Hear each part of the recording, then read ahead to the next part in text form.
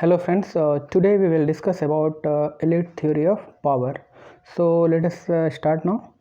Elite theory sees power in society as being monopolized by a small minority called elite. It sees society as divided between two main groups. First one is a ruling minority who exercises power through the state, and second one is majority who is ruled.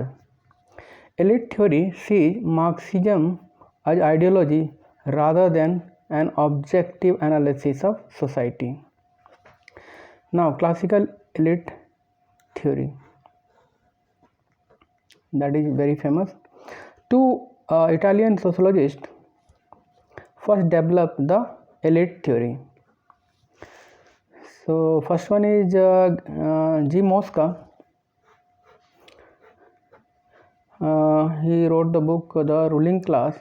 Mosca argued that society is always being divided into two classes, the ruling class and the ruled class. So, characteristics of Mosca theory. Mosca believed that ruling elite minority will always rule. It is an inevitable feature of social life. In case of revolution, only the opportunities to rule ruling class changes, but the concept of majority and minority never changes. The ruling class consists of people who excel with regard to their quality that are valued in society. It composed of superior people. They occupy the ruling position because of superiority of the quality. For example, military leaders, political statesmen, businessmen, leaders belonging to the ruling elite class. Because they are minority, they are better organized in comparison to unorganized masses of people. On the basis of ruling class ideology, the elite formulate policies and programs which legitimize and logicalize their rule. The ruling class constantly accommodates the emerging powerful group in its class. According to Mosca, democracy could never be governed by the people. Elite rule will remain inevitable.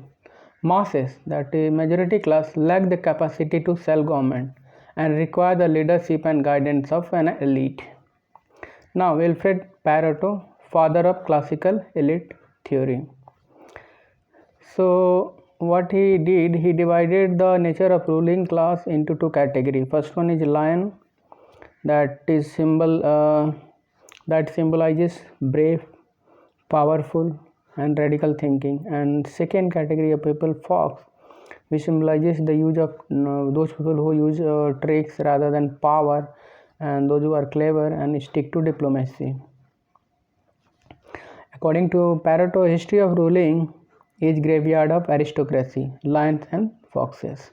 In every society, elite class rules.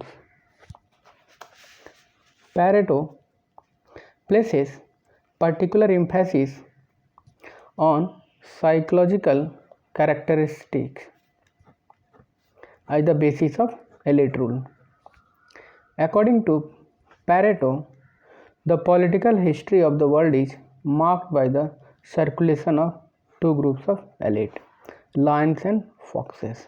Lions achieve power because of their ability to take direct and incisive action, and they tend to rule by force. Military dictatorship is a prime example of this type of governing elite. By comparison, foxes rule by cunning and guile, by diplomatic manipulation and willing and dealing. Pareto believed that European democracies are example of this type of elite rule. Pareto argues that the lions may acquire the power by using force, but foxes like attitude is necessary for governance. So lions include some foxes in their rank. When lions become complacent, foxes take over power. So there is always a circulation of elite. After some time, foxes cannot hold power because of their inability to use force and provide a because of their inability to use force and provide a disciplined organized governing system. So the lions, by using force, take over the power structure. So here Pakistan is a classic example. According to Pareto, all political revolution is circulation of elites, but every time the rule of elite will remain intact. So Mosca and Pareto argued in the same line by saying elites are superior beings in quality and that is why they remain in power. However, Pareto and Mosca's theories lack empirical justification. Sometimes these theories have helped extreme fascist ideology like Hitler and Mussolini and their coming to power. However, the idea of elite rule still survives and provides a strong framework to analyze political evil in society.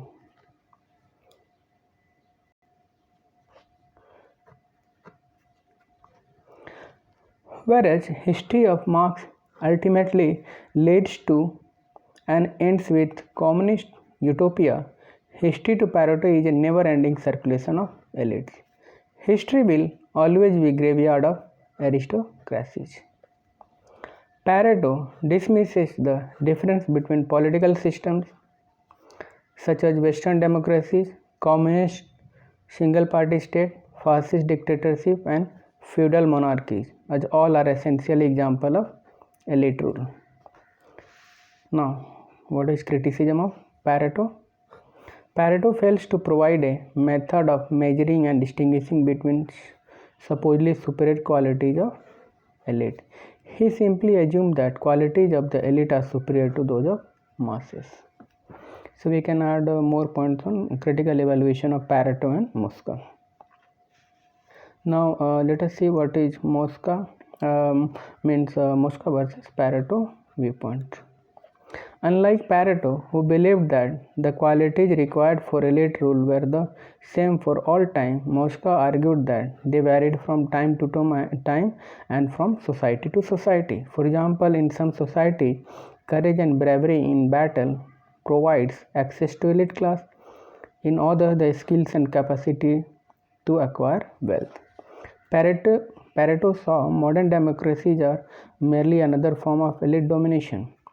He scornfully dismissed those who saw them as a more progressive and representative system of government. Mosca, however, argued that there are important differences between democracies and other forms of elite rule. The ruling elite in democratic society is open. The interest of various social groups may be represented in the decision taken by the elite. Mosca argues that the modern representative states has made it possible for almost all political forces, almost all social values to participate in the management of society. So Mosca is accepting the relevance of democracy as compared to other elite rule, but according to Pareto, there is no difference. So it's all about Mosca versus Pareto. In the next lecture, we will study about power elite. Thank you very much.